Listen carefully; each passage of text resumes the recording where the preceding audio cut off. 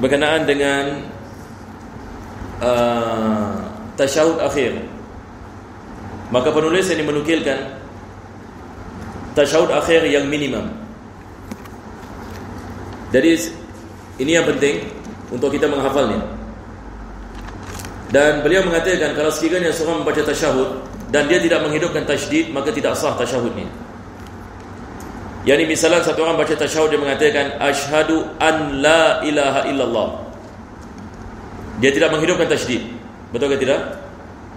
Cara yang betul adalah asyhadu an la ilaha illallah. Jadi di sini kita ada nun sukun, kita ada lam, maka kita sebutnya sebagai apa? Asyhadu alla. Jadi nun kita tak sebut, betul ke tidak? Sebab di sini kita ada tasydid di mana? Kita ada tasydid yakni di lam. Ini mungkin yakni wallahu a'lam, yani mungkin ada orang silap di sini. Begitu juga bila kita baca asyhadu anna muhammadar rasulullah, kita tidak boleh membaca asyhadu anna muhammadan rasulullah.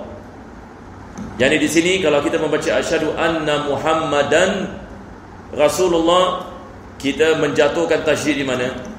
Kita menjatuhkan tasydid di huruf ra. Ini yang akhir sekali kita membicarakan. Jadi bila kita baca tasyahud, kita harus menghidupkan tasydid lebih-lebih lagi di dua tempat ini. Sebab penulis ini dia mengatakan dua tempat ini. Apa sebabnya? Sebab ada kemungkinan ada orang ini terlupa, ataupun ada orang misalnya daripada kecil dia dah baca tanpa tasydid. Jadi dia mengingatkan kepada kita lebih-lebih lagi di dua tempat ini. Dan saya subhanallah ini kebetulan baru minggu lepas ini, selepas kelas, lepas 2 hari, mungkin hari Khamis ataupun hari Jumaat, saya lihat salah satu daripada kitab, yakni anak saya di sekolah. Yakni kitab tersebut dia kitab tersebut ini menukilkan tasyahud akhir. Dan subhanallah dalam kitab tersebut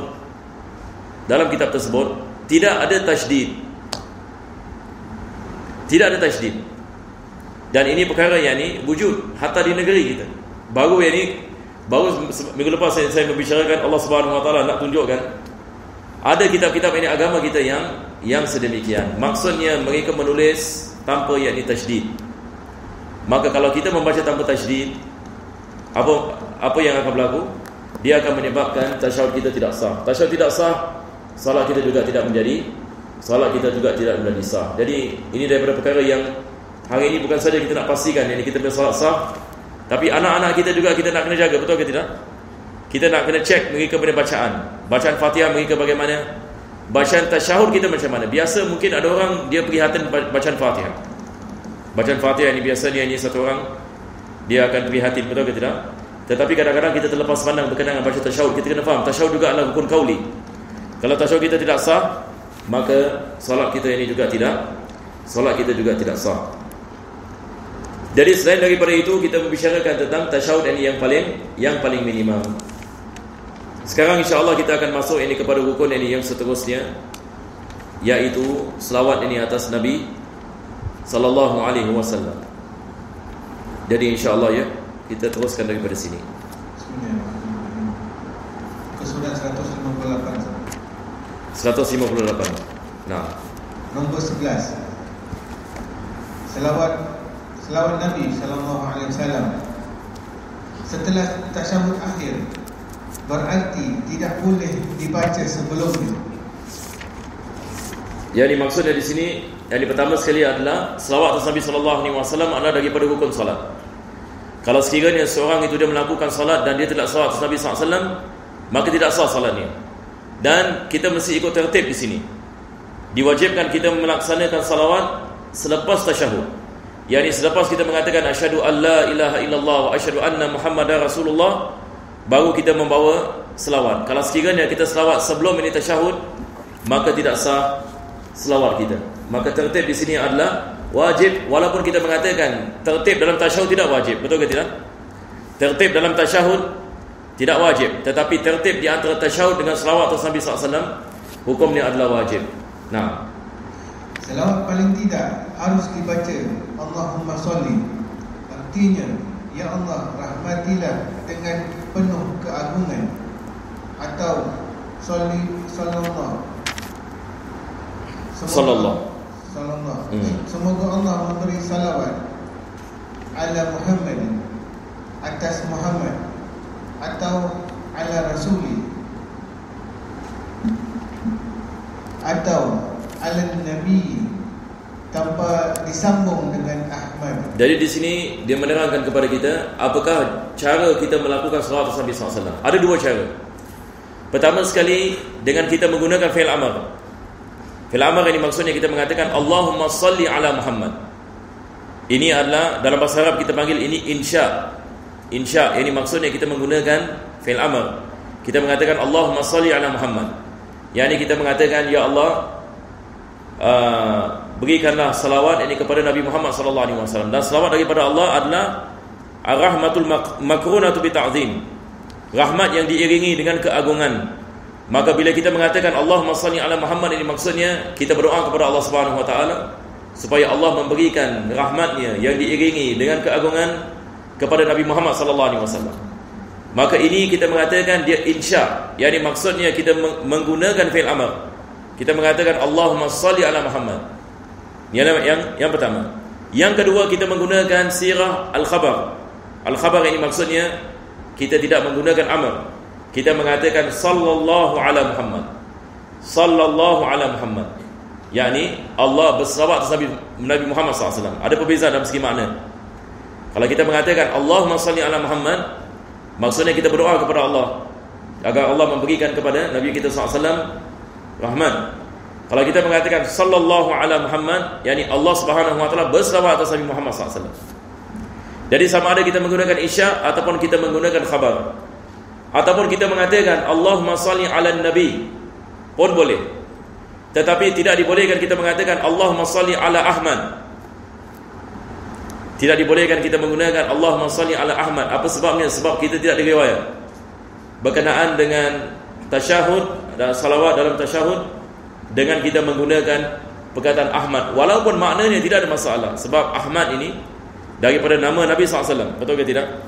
Akan tetapi tidak ada riwayat berkenaan dengan penggunaan Ahmad, maka tidak dibolehkan kita menggunakannya. Sebab ulama kita mengatakan lafaz dalam tasyahud kita kena balik ini kepada riwayat. Kita tidak boleh mendatangkan dengan ijtihad.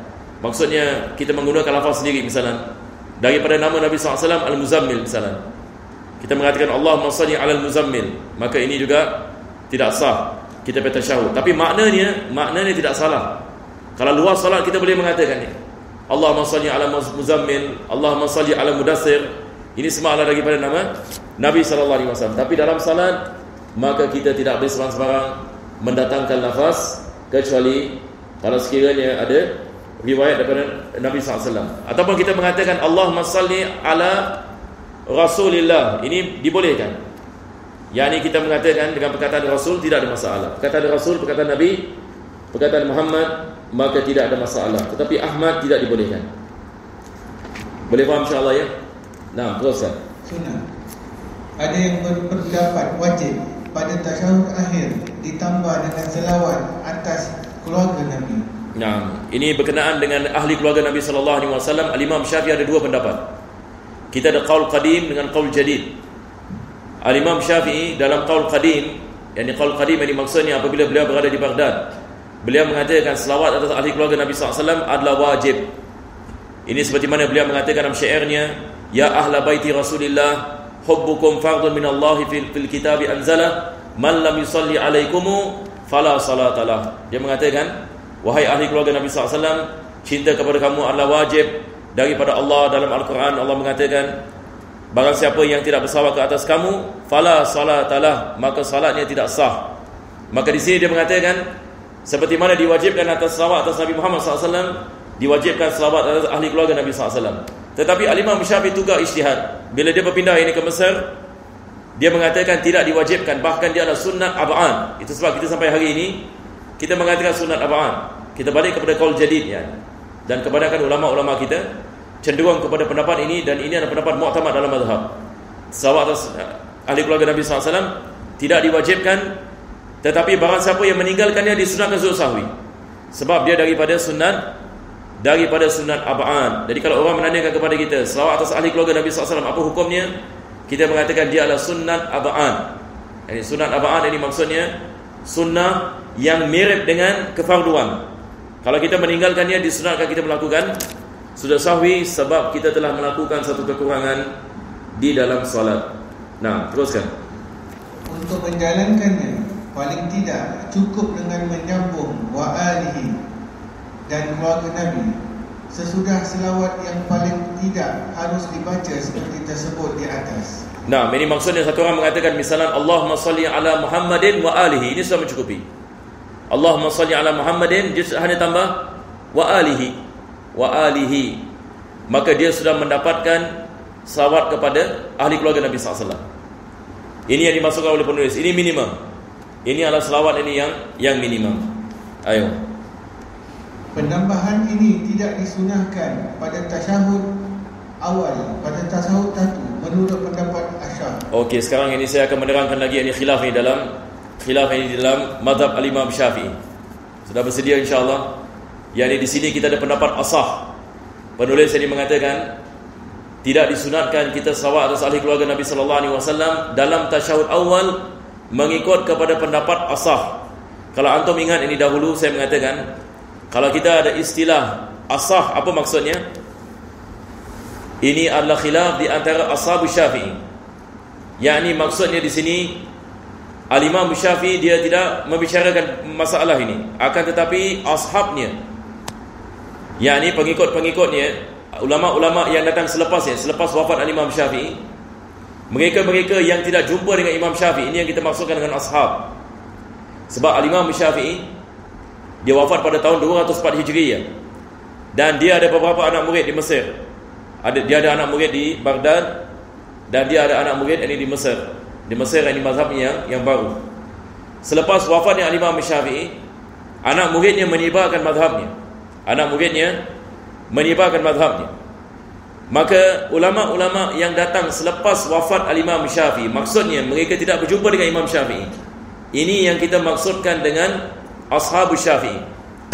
Boleh faham insya-Allah? Jadi kadang-kala bila mereka balik kepada kitab-kitab Imam Syafi'i, mereka selisih pendapat antara satu dengan yang lain. Ini yang kita maksudkan. Kalau sekiranya mereka berbeza pendapat, di antara mereka istilah dalam mazhab kita mengatakan al-asah, yakni maksudnya pendapat yang dipilih daripada khilaf di antara ashabus Syafi'i. Ini yang kita maksudkan dengan pendapat yang asah. Dari penulis ini mengatakan tidak disunatkan kita berselawat atas ahli keluarga Nabi sallallahu alaihi wasallam dalam tasyahud awal. Tasyahud akhir seperti mana kita mengatakan dia adalah sunnat ab'ad, tetapi tidak disunatkan kita melakukan selawat atas ahli keluarga Nabi SAW dalam tasyahud awal, mengikut pendapat yang asah. Bila kita ada pendapat yang asah, maksudnya juga bukan sahaja pertama sekali kita mengatakan dia adalah khilaf di antara ashab. Perkara yang kedua, khilaf di antara mereka adalah khilaf yang kuat. Maksudnya pendapat yang bercanggah dengan asah pun ada pendapat yang kuat. Jadi kita ada pendapat yang asah, opposite ini pendapat yang asah, dia adalah pendapat yang kuat. Maka kadang-kala ulama-ulama kita mengatakan ini adalah pendapat yang asah, tetapi sebahagian daripada ulama kita memilih pendapat yang sebaliknya, sebab pendapat yang sebaliknya juga pendapat yang kuat dalilnya. Ini yang akan berlaku sekarang. Ini yang penulis akan membicarakan sekarang. Walaupun dalam mazhab Imam Syafi'i pendapat yang asah, kita mengatakan dia adalah pendapat yang mengatakan tidak disunatkan kita membaca selawat kepada ahli keluarga Nabi SAW pada tasyahud awal. Akan tetapi penulis ini mengatakan dia memilih pendapat yang bercanggah dengan pendapat yang asah dalam masalah ini. Maksudnya dia mengatakan lebih afdal kita berselawat atas keluarga Nabi SAW walaupun dalam tasyahud awal, walaupun ini berdasarkan pendapat yang asah. Tidak disunatkan kita melakukan sedemikian. Akan tetapi pendapat yang bercanggah dengannya juga ada pendapat yang kuat, dan itu adalah pendapat yang dipilih oleh beliau. Ini adalah khulasa apa yang dia akan mengatakan. Sekarang kita akan baca apa disebutkan oleh penulis. Sebab justru tasyahud awal harus ringan, dan malahan ada pendapat bahawa penambahan di sini sebagai pemindahan rukun qauli yang hal ini membatalkan solat. Sebelum ini pendapat tersebut dia mengatakan, ada pula pendapat yang mengatakan bahawa siapa yang berselawat kepada ahli keluarga Nabi SAW pada tasyahud awal membatalkan solat. Tapi ini pendapat yang lemah. Kenapa mereka mengatakan dia boleh membatalkan salat? Sebabnya mereka mengatakan kita menukilkan rukun kauli bukan pada tempatnya. Sekarang kita mengatakan selawat atas ahli keluarga Nabi sallallahu alaihi selawat yang atas Nabi sallallahu alaihi wasallam dia adalah daripada rukun. Selawat ahli keluarga Nabi sallallahu alaihi wasallam dia adalah daripada sunat ab'ad. Ada pendapat mengatakan dia rukun, betul ke tidak? Ada pendapat mengatakan dia adalah rukun. Maka pendapat ini mengatakan kalau kita membaca salawat atas ahli keluarga Nabi SAW pada tasyahud awal, dia membatalkan salat kita. Apa sebabnya? Sebab kita menukilkan rukun qauli bukan pada tempatnya. Sebab rukun qauli sebenarnya berada di mana? Dia berada pada tasyahud akhir. Sekarang ini kita membawanya pada tasyahud awal, maka ini menyebabkan batal ini salat kita. Ini adalah daripada sebab mereka mengatakan membatalkan salat. Tapi ini adalah pendapat yang lemah. Boleh faham insya-Allah ya? Nah, kita teruskan lagi. Kemudian dipilihlah pendapat lain. Ini pendapat yang dipilih oleh penulis. Jadi kita lihat ini pendapat ini, dan ini juga ini pendapat yang mana Habib Ahmad Al-Kaf dalam kitab Taqiyyatus Sadida, yakni anak murid kepada Habib Zain. Beliau juga memilih pendapat ini, dan wallahu alam ini dia daripada Habib Zain. Dan ramai daripada ulama-ulama kita memilih ini pendapat ini. Walaupun ini pendapat yang asah, tidak disunatkan kita membaca selawat atas ahli keluarga Nabi SAW, tapi ramai daripada ulama kita memilih ini pendapat ini, seperti mana penulis ini kitab Fathul Mu'in. Nah, teruskan. Kemudian dipilihlah pendapat lain yang bertentangan dengan yang mengatakan dapat membatalkan ini. Dah silap ini terjemahan ini di sini ya. Baik, sekarang ini kita betulkan sikit. Dia mengatakan di sini, kemudian yang dipilih pendapat yang lain yang bertentangan dengan yang asah. Boleh kita tulis ini? Dengan yang asah. Ini kita cancel yang mengatakan dapat membatalkan ini kita cancel.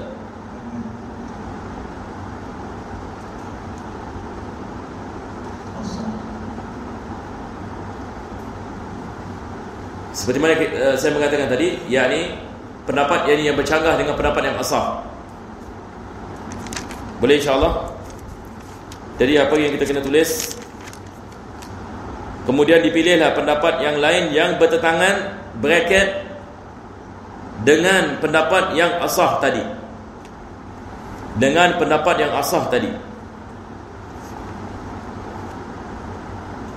Lepas itu kita cancel dengan yang mengatakan yang membatalkan ini, semua cancel. Boleh insya-Allah? Nanti saya terangkan lagi insya-Allah. Saya terangkan lagi. Tapi kita baca dulu. Dengan dasar hadis-hadis sahih. Dengan dasar hadis-hadis sahih. Maksudnya penulis dia mengatakan ada hadis-hadis yang sahih yang mengatakan membaca selawat atas ahli keluarga Nabi SAW pada tasyahud awal. Itu sebab dia mentarjihkan, yakni dia mengatakan pendapat ini lebih kuat. Sebab kita ada hadis yang sahih yang mengatakan sedemikian. Walaupun ashabu Syafi'i mereka berbeza tentang perkara ini, dan dipilih pendapat yang asah. Baca ke tidak baca? Tadi kita mengatakan pendapat yang asah disunatkan kita baca selawat atas ahli keluarga ke tidak disunatkan? Tidak disunatkan, betul ke tidak? Sebab dalilnya adalah tasyahud awal ini dia takhfif, yakni dia dibina atas ringan. Tidak disunatkan kita memanjangkannya. Kalau kita menambahkan selawat atas ahli keluarga Nabi SAW, seolah-olah kita memanjangkannya. Tetapi penulis ini mengatakan akan tetapi dipilih pendapat yang bertentangan dengannya, yakni dengannya balik kepada pendapat yang asah. Bukan ini pendapat yang mengatakan membatalkan salat. Itu adalah pendapat yang lemah. Pendapat ini yang mengatakan dia membatalkan salat adalah pendapat ini yang lemah. Sebab kita dalam mazhab Imam Syafi'i, kita tidak menganggap selawat atas ahli keluarga Nabi SAW daripada rukun kauli. Kita mengatakan tidak sunat ab'ad. Maka hatta kalau satu orang itu dia menukilkan rukun kaul selawat atas ahli keluarga Nabi SAW pada tasyahud awal, kita tidak mengatakan dia menukilkan rukun kauli, betul ke tidak? Tetapi ada pendapat dalam mazhab Syafi'i yang mengatakan itu rukun kauli. Maka mereka yang mengatakan kalau kita menukilkan rukun kauli yang ini bukan pada tempatnya, dia dapat membatalkan salat. Dan penulis mengatakan pendapat yang dipilih adalah pendapat yang bercanggah dengan pendapat yang asah. Boleh insya-Allah. Dan pendapat yang bercanggah dengan asah ada pendapat yang kuat, dia bukan pendapat yang lemah. Pendapat yang bercanggah dengan asah, dia adalah pendapat ini yang kuat. Boleh insya-Allah ya. Saya harap ini saya tak ada kelirukan sesiapa ya. Kita dah masuk sedikit sebanyak khilaf dalam mazhab Imam Syafi'i. Boleh insya-Allah. Ada siapa yang ada soalan? Ataupun mungkin dia sebenarnya benda ni senang saja. Menurut kitab Fathul Mu'in, disunatkan kita membaca salawat atas ahli keluarga Nabi SAW pada tasyahud awal, bukan sahaja pada tasyahud akhir. Itu adalah moral of the story. Yang ini maksudnya bila kita tasyahud awal, kita mengatakan Allahumma salli ala Muhammad wa alihi, terus kita bangun. Itu lebih afdal daripada kita hanya salawat atas Nabi SAW dengan kita mengatakan Allahumma salli ala Muhammad, lepas itu kita bangun. Boleh insya-Allah. Baik, teruskan. Sunnah membaca selawat yang paling sempurna pada tasyahud akhir, iaitu Allahumma salli dan yang sempurna. Nah, dia mengatakan disunatkan kita baca dengan sempurna. Sempurna maksudnya di sini adalah salawat Ibrahimiyah. Kita baca salawat Ibrahimiyah. Jadi kalau kita lihat dalam bahasa Arabnya, dia mengatakan Allahumma salli ala Muhammadin wa ala ali Muhammadin kama sallaita ala Ibrahim wa ala ali Ibrahim wa barik ala Muhammadin wa ala ali Muhammadin kama barakta ala Ibrahim wa ala ali Ibrahim innaka Hamidun Majid. Ini adalah salawat ini Ibrahimiyah. Dan kita ada lagi satu jenis salawat yang lebih sempurna yang dinukilkan oleh Imam Nawawi dalam Kitabul Minhaj, yang menambahkan wa azwajihi wa dzurriyyatihi kama sallaita ala Ibrahim wa ala alihi wa azwajihi wa dzurriyyatihi. Itu adalah salawat yang lebih sempurna yang biasa kita dapat dalam kitab doa kita. Jadi itu adalah lebih afdal kalau sekiranya kita dapat menghafal ni. Nah, artinya, ya Allah, berilah selawat kepada Muhammad dan keluarganya seperti telah Engkau berikan selawat kepada Ibrahim dan keluarganya. Memberikan selawat ini maksudnya merahmati mereka ya. Ya Allah, rahmatilah Nabi Muhammad SAW dengan rahmat-Mu yang diiringi dengan keagungan. Jadi bila kita membaca selawat, maksudnya kita berdoa kepada Allah Subhanahu Wa Taala seperti mana Allah memberikan selawat kepada Nabi Ibrahim AS dan ahli keluarganya. Nah, berkahilah Nabi Muhammad dan keluarganya. Maksud yang diberkahi maksudnya tambahkanlah kebaikan bagi mereka. Daripada maksud yang barakah, kita mengatakan ya Allah, tambahkanlah keagungan dan kebaikan bagi mereka. Ini adalah yang dimaksudkan dengan barakah. Sebab asal perkataan barakah adalah ziyadatul khair, memperbanyakkan kebaikan. Ayo. Sebagaimana telah Engkau berkahi Nabi Ibrahim dan keluarganya, sesungguhnya Engkaulah yang terpuji dan yang agung. Naam, innaka Hamidun. Hamid yang terpuji, Majid yang agung. Ayo. Tentang salam untuk Nabi telah dibahas bersama dengan tasyahud, dan di sini pun tidak berarti semata-mata selawat untuk Nabi sallallahu alaihi wasallam sahaja. Nah, jadi kita ada selawat atas Nabi sallallahu alaihi wasallam dan kita ada salam atas Nabi sallallahu alaihi wasallam. Ayo. Tidak mengapa menambah Sayyidina di depan kata Muhammad. Dan berkenaan dengan perkataan ini Sayyidina, dibolehkan kita membaca Allahumma salli ala Sayyidina Muhammad. Ini ulama kita mengatakan dia adalah daripada adab terhadap Nabi sallallahu alaihi wasallam. Maka sebahagian dari ulama kita menggalakkannya. Seperti Al-Imam Khatib Syirbini misalnya dalam kitabnya Mughnil Muhtaj, dia mengatakan lebih afdal kita mendatangkan Sayyidina. Dan ulama-ulama berpendapat mazhab ini, bukan saja dalam mazhab Al-Imam Syafi'i, dalam mazhab Imam Malik, dalam mazhab Hanafi, dalam mazhab Hanbali, ada ulama-ulama yang menggalakkannya kita menambahkan Sayyidina. Dan sebabnya mereka mengatakan ini adalah ta'adduban ma'a Rasulillah. Walaupun kita tidak ada riwayat yang mengatakan sedemikian, yang ini maksudnya Nabi SAW mengatakan kalau kamu salawat ke atasku, katakanlah Allahumma salli ala Sayyidina Muhammad. Kita tidak ada riwayat ini seperti itu. Akan tetapi kita melaksanakannya sebagai adab ini bersama Nabi SAW. Dan ulama kita mengatakan adab ini lebih diutamakan daripada ittiba'. Adab ini diutamakan daripada ittiba'. Yang ini maksudnya macam zaman sekarang kan, kalau kita nak panggil presiden, adakah kita panggil namanya? Kita mesti panggil apa? His Excellency, betul ke tidak? Lepas itu apa? Kalau saya masih ingat lagi, ada sebagian di negeri, kalau dia punya ulama, dia mengatakan Ma'ali Syekh. Dia menggunakan perkataan Ma'ali. Sebelum dia nak sebut nama guru dia akan sebut His Excellency. Jadi adat mereka begitu sebagian negeri. Tetapi bagi Nabi SAW, mereka mengatakan tidak boleh kita mengatakan Sayyidina. Tetapi gurunya, dia menggunakan yang perkataan ini Ma'ali, dia menggunakan yang perkataan yang biasa, yang ini sebelum kita membaca nama ulama misalnya, biasa dekat depan kita akan kita akan cakap apa, Sayyiduna ke, ataupun kita mengatakan apa, Syekh, betul ke tidak? Pada zaman sekarang doktor, zaman sekarang ada doktor, ustaz, syekh sekali tiga. Sebelum namanya, Masya Allah, sekali tiga sekali. Bukan apa. Kita mengatakan biasa, kalau manusia biasa yang ni, kita tidak memanggil namanya.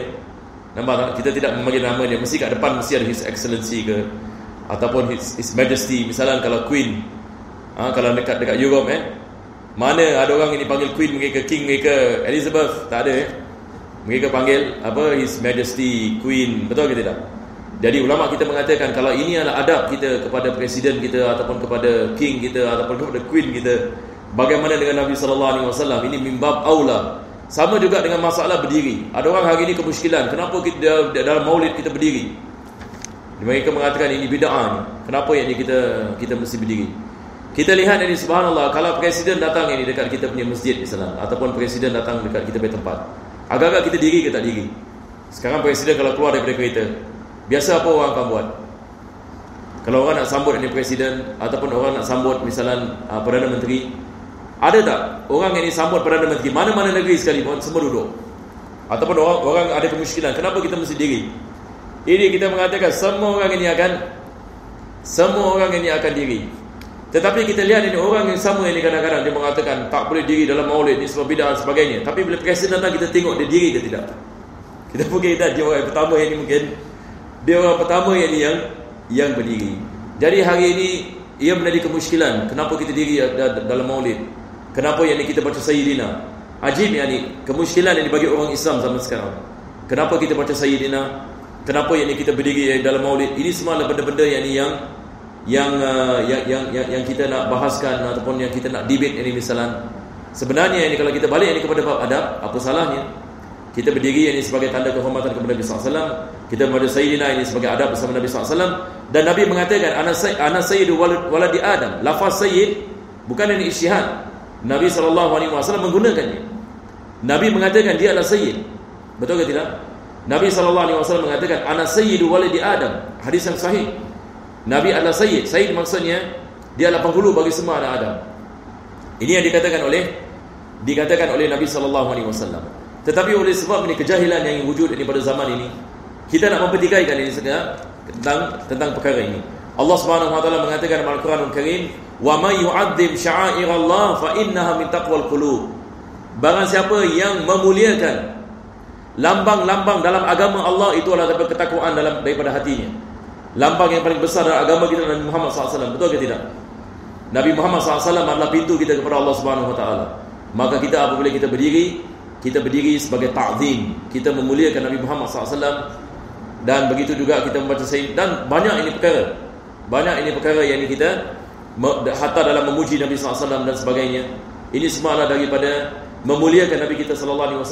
Seperti mana saya mengatakan, kalau kita memuliakan presiden, kita memuliakan prime minister dan sebagainya, maka bagaimana dengan Nabi Muhammad SAW? Adakah kita tidak memuliakan Nabi kita SAW? Jadi ulama-ulama kita apabila mereka lihat ini perkara ini, itu sebab ini mereka menggalakkan kita melakukan sedemikian. Nah, Puan-puan, ya. Kalau kita letak Sayyidina Muhammad, lepas tu Ibrahim pun kita letak Sayyidina Ibrahim. Tidak. Kita mengatakan Allahumma salli ala Sayyidina Muhammad, berkenaan dengan Nabi Ibrahim AS, wa ala ali Ibrahim. Allahumma salli ala Sayyidina Muhammadin wa ala Sayyidina Muhammad kama sallaita ala Ibrahim wa ala ali Ibrahim fil alamin innaka Hamidum Majid. Sebab sayyid bagi Nabi SAW ada nas. Perkataan sayyid bagi Nabi SAW, kita ada riwayat bagi Nabi kita SAW. Nabi Ibrahim AS yang di dalam Al-Quran Allah SWT mengatakan imam. Betul ke tidak? Dan kita tidak ada riwayat yang berkenaan dengan bacaan dalam salat. Misalnya ulama-ulama kita mengatakan sedemikian, yakni kita menggunakan lafaz imam ini misalnya. Sebab dalam Al-Quran Allah SWT mengatakan inni ja'iluka lin-nasi imama. Tapi ulama kita tidak menggunakan di dalam salat, maka kita elakkan daripada menggunakan sedemikian. Walaupun tidak ada masalah. Satu orang kalau tambah sayyid tidak ada masalah. Dia bukan perkara yang akan membatalkan salat kita. Sebab ini semua sunnah. Dia bukan daripada rukun. Satu orang baca Allahumma salli ala sayyidina Muhammad wa ala ali sayyidina Muhammad kama sallaita ala sayyidina Ibrahim wa ala ali sayyidina Ibrahim. Ini dalam kitab Magidah Sembahyang. Habib Ahmad bin Smith ada nukilkan ini. Nampak tak? Maka tidak ada masalah. Biasa ramai orang kat Singapura yang baca kitab Magidah Sembahyang, biasa mereka akan baca sayyidina bagi kedua-duanya. Maka dia bukan satu perkara yang akan membatalkan salat dan sebagainya. Cuma ulama-ulama kita mereka tidak yang menyebutnya di dalam kitab-kitab ini mereka. Ustaz, ada soalan. Jadi kalau afdalnya kalau kita baca selawat atas Nabi Allahumma salli Muhammadin wa ala ali Muhammad ataupun Allahumma salli Muhammad wa ala ali Muhammad, ada perbezaan antara yang baca dengan sayyidina? Lebih afdal kita baca sayyidina.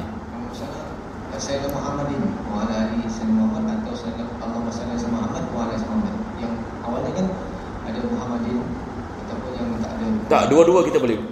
Sama ada kita matikan ya. Allahumma salli ala Muhammad ataupun Allahumma salli ala Muhammadin. Dia tidak ada beza. Sebab di sini tidak ada tasydid. Betul ke tidak? Sama ada kita baca waqaf ataupun kita hidupkan tanwin. Dia tidak mengubahkan makna dan kita tidak menjatuhkan huruf. Ini berbeza dengan asyhadu alla ilaha. Beza dengan kita baca macam tadi kan? Allah dengan Allah. Maka ini ada beza. Bezanya adalah dalam tasydid. Tapi Muhammadin tidak ada tasydid. Jadi kalau kita tak baca tanwin sekalipun, kita mengatakan Allahumma salli ala Muhammad, tidak ada masalah. Teruskan. Sunnah pada tasyahud akhir memanjatkan doa sesudah menjalankan segala sesuatu yang tersebut di depan. Nanti sekejap ya. Okey, kita sekali lagi apa? Saya page. Sunnah pada tasyahud akhir. Sunnah pada tasyahud akhir memanjatkan doa sesudah menjalankan segala sesuatu yang tersebut di atas. Selepas ini kita baca tasyahud, disunatkan kita melakukan doa. Tidak disunatkan kita fil alamin innaka Hamidum Majid wa salam.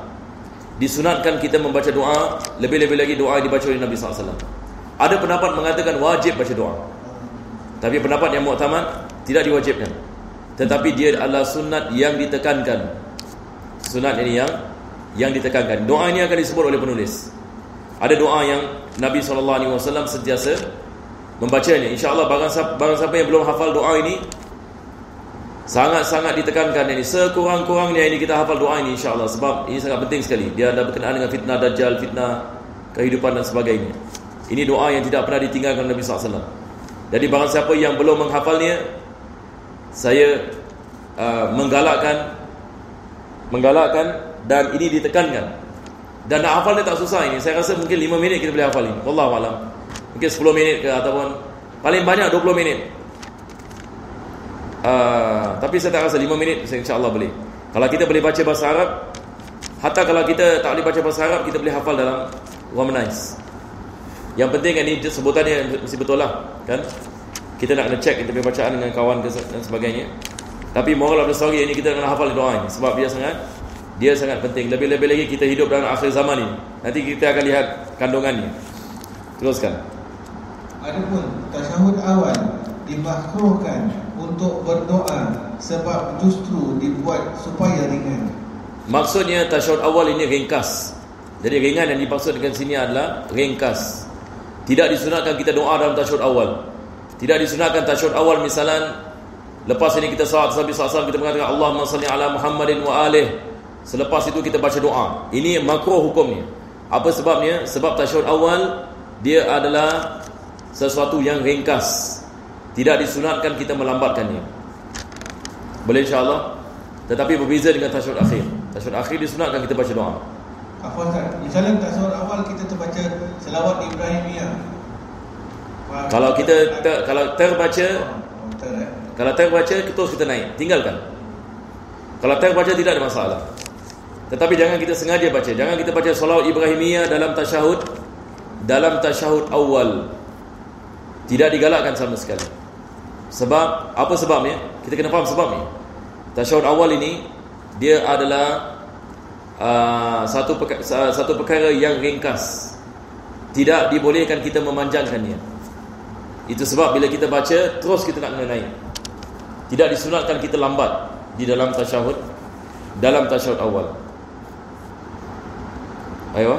Lain halnya. Jadi kita kena faham ya, kena tukarkan sikit terjemahannya. Dia mengatakan berdoa sebab apa dia mengatakan justru dibuat supaya ringan. Maksudnya di sini adalah supaya ia ringkas.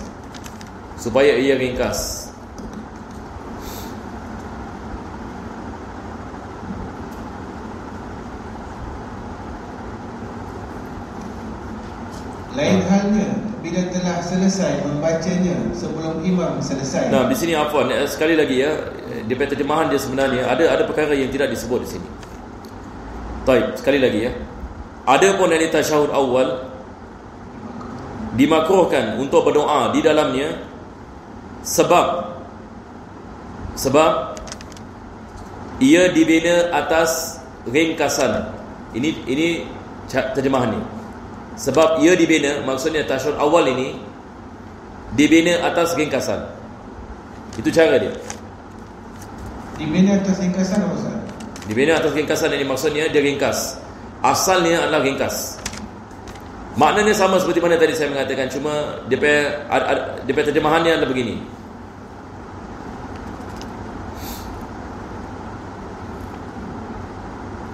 Nah, teruskan. Walaupun ini tidak ada perbezaan ketara, tapi just take note. Teruskan.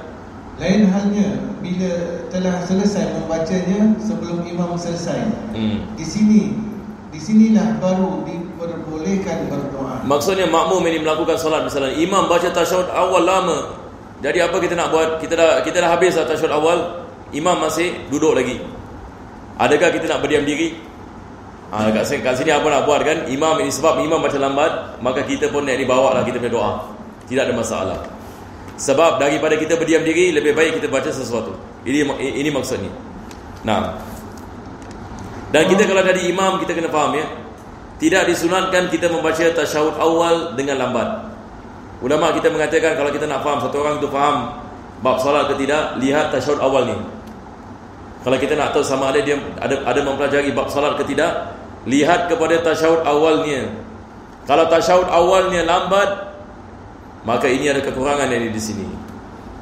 Nampak tak? Kalau orang yang faham ini masalah ini, dia akan ringkaskan tasyahud awalnya. Sebab Nabi SAW diriwayatkan dia membaca tasyahud awal seperti orang yang duduk atas bara. Satu orang yang duduk atas bara maksudnya tak boleh lama kan. Jadi cuba bayangkan ini ringkasnya tasyahud ini Nabi SAW. Itu sebab tidak disunatkan kita melambatkannya. Dia dibina atas ringkas. Seperti mana saya tadi penulis ini mengatakan. Nah, doa paling utama diucapkan adalah yang pernah diucapkan oleh Nabi SAW. Ini dia doa yang saya mengatakan tadi. Jadi kalau kita ada pen, bolehlah kita underline. Kalau ada highlighter, bolehlah kita highlight. Yang penting kan kita nak kena hafal lagi doa ini, hafal daripada awal sampai habis. Dan insya-Allah tiap-tiap solat jadi kita baca insya-Allah sampai mati. Sampai yang akhir hayat insya-Allah. Boleh insya-Allah kita meletakkan keazaman. Ini doanya. Jadi saya baca bahasa Arabnya. Allahumma inni a'udzubika min adzabil qabr wa min adzabin nar. Walaupun ada perbezaan ini lafaz. Ada riwayat mengatakan Allahumma inni a'udzubika min adzabi jahannam. Ini yang saya hafal. Ada perbezaan riwayat. Tapi di sini dia azab kubur dulu. Tapi ada riwayat azab jahannam dulu. Tapi tidak ada masalah. Tidak ada masalah. Allahumma inni a'udzubika min azabil qabri wa min azabin nar wa min fitnatil mahya wal mamat wa min fitnatil masihid dajjal. Ada riwayat, ada tambahan, wa minal ma'sam wal maghram, wa minal ma'sam wal maghram. Full stop di situ. Biasa ini kita hafal begitu. Jadi sekarang ini kita lihat ini makna daripada doa ini. Yang paling kuat adalah yang diwajibkan oleh sebagian ulama sebagai berikut. Ya Allah, sungguh saya berlindung diri kepada Engkau dari siksa kubur, siksa neraka, dari fitnah hidup mati dan fitnah al-dajjal. Jadi sekarang ini kita lihat kepada maknanya. Ini doa, subhanallah, Nabi SAW tak pernah tinggal ya. Tiap-tiap salat ini dia berdoa dengan doa ini. Jadi kita lihat kandungannya. Pertama sekali Nabi mengatakan, Allahumma inni a'udzubika min azabil qabr. Ya Allah, lindungilah aku daripada azab kubur. Yani azab kubur, apa maksudnya? Satu orang ini apabila meninggal dunia, maka dia akan dibawa kepada alam barzakh. Jadi kematian ini dia adalah transfer daripada satu alam kepada alam yang lain. Pada hakikatnya tidak ada kematian. Mati ini maksudnya keluarnya roh daripada jasad. Tapi roh kita masih wujud. Badan kita dimakan ulat. Tapi roh kita pergi mana? Roh kita pergi ke alam yang lain. Alam itu dikenali sebagai alam barzakh. Maka dalam alam barzakh ada azab, ada juga nikmat. Kalau sekiranya manusia boleh menjawab soal kubur, maka Allah Subhanahu Wa Taala akan membukakan baginya pintu syurga. Tapi kalau sekiranya dia tidak dapat menjawabnya, puan sihat sikit. Kalau dia tidak dapat menjawabnya, maka akan dibukakan, na'udzubillah min zalik, pintu daripada pintu neraka. Jadi di sini maksudnya manusia merasa sakit, manusia merasa nikmat berdasarkan dengan azab yang Allah Subhanahu Wa Taala memberikan kepadanya ataupun nikmat yang Allah Subhanahu Wa Taala memberikan kepadanya. Jadi maksudnya di sini, walaupun setelah kita meninggal dunia, bukan maksudnya segala-galanya akan hapus. Bahkan yakni kita masih hidup lagi. Kita masuk kepada alam kehidupan yang baru. Jangan kita menyangkakan dah tak ada kena-mengena dengan kehidupan lagi. Tetapi yakni kita masih merasa sama ada Allah memberikan kepada seorang itu azab ataupun Allah memberikan kepadanya nikmat. Yang merasa azab ini adalah roh kita.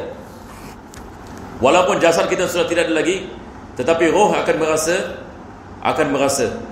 Itu sebab Nabi SAW ini mengajarkan kepada kita, ada alam yang dikenali sebagai alam barzakh ini selepas ini kematian. Barang siapa yang mati dalam husnul khatimah, insya-Allah akan diselamatkan dari dalam kuburnya.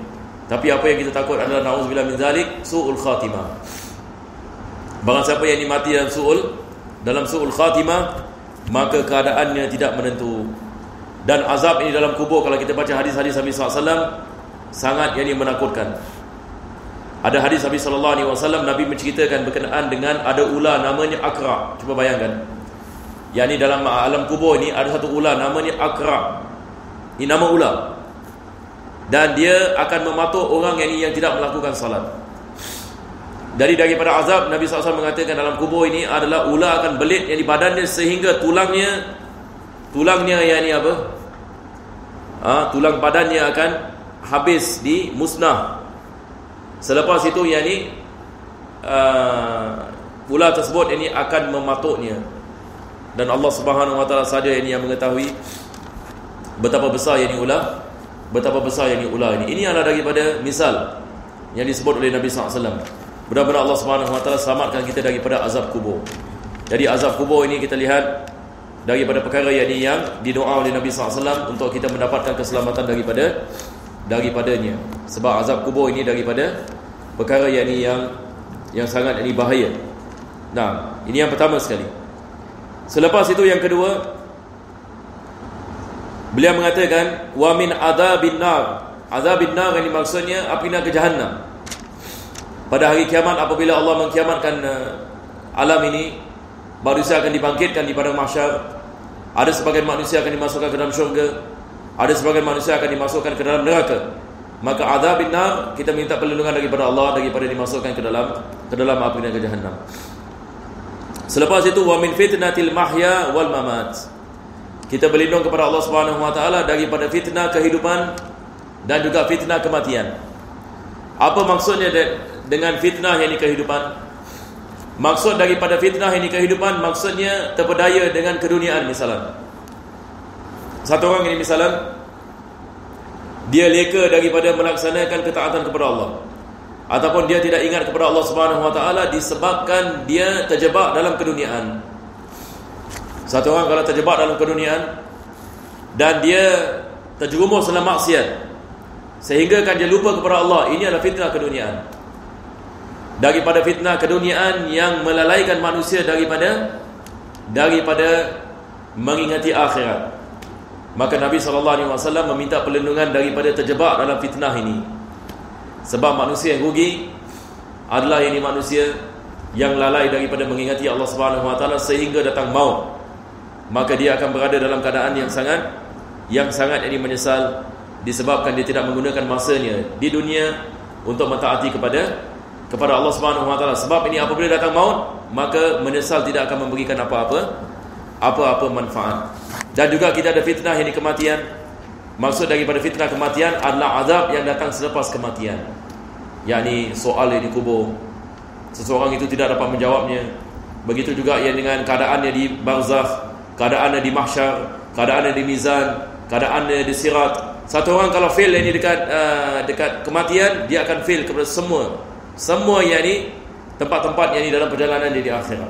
Maka ini adalah fitnah yakni kematian ini baginya. Selepas itu Nabi SAW mengatakan wa min fitnatil masihid dajjal, dan juga daripada fitnah al-masih dajjal. Dan ini lebih-lebih lagi ini pada akhir zaman yang kita sedang hidup ini hari ini, yakni dunia yang penuh ini dengan fitnah. Kita bukan saja zaman sekarang ini fitnah keduniaan, tetapi kita ada fitnah yakni wanita, fitnah kewangan, fitnah apa kita mengatakan hatta dalam agama, betul ke tidak? Hari ini kita lihat ini umat Islam ini hidup dalam kekeliruan, hatta dalam agama mereka, hatta dalam keimanan kepada Allah Subhanahu wa taala, dalam amal ibadat mereka dan jual beli mereka, dalam hampir tiap-tiap aspek kehidupan. Umat Islam ini menghadapi banyak cabaran. Itu sebab ini kita berhajat ini untuk kita berdoa kepada Allah Subhanahu wa taala agar Allah selamatkan kita daripada fitnah akhir zaman. Dan juga ini berkenaan dengan wa minal ma'sam wal maghram. Nabi SAW juga berdoa agar Allah selamatkan kita daripada maksam, daripada dosa, terjebak dalam maksiat, dan maghram, daripada kerugian, daripada segala jenis kerugian di dunia dan juga kerugian ini di akhirat. Mudah-mudahan Allah berikan kepada kita taufik ini insya-Allah. Jadi boleh kita hafal insya-Allah. Jadi boleh kita hafal ini yang saya rasa paling pendek sekali. Allahumma inni a'udzubika min adzabil qabr wa min adzabil nar wa min fitnatil mahya wal mamat wa min fitnatil masiihid dajjal. Nah, kita ada beberapa riwayat ini. Kalau antum nak, antum boleh lihat riwayat yang berbeza berkenaan dengan perkara ini. Kita hafal apa yang kita mampu insya-Allah. Baik, saya rasa kita nak berhenti ya. Masa pun dah sampai. Saya ingin memberitahu minggu depan tidak ada kelas ya. Sebab saya tak dapat adakan kelas minggu depan. InsyaAllah kita akan jumpa lagi 2 minggu insyaAllah. Siapa ada soalan yang terakhir? Tidak ada ya.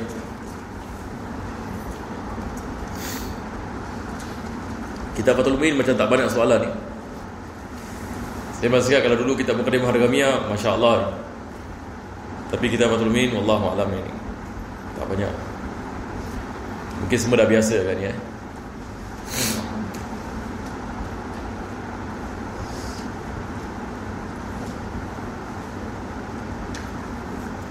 Boleh kita baca sikit Ustaz Zubat?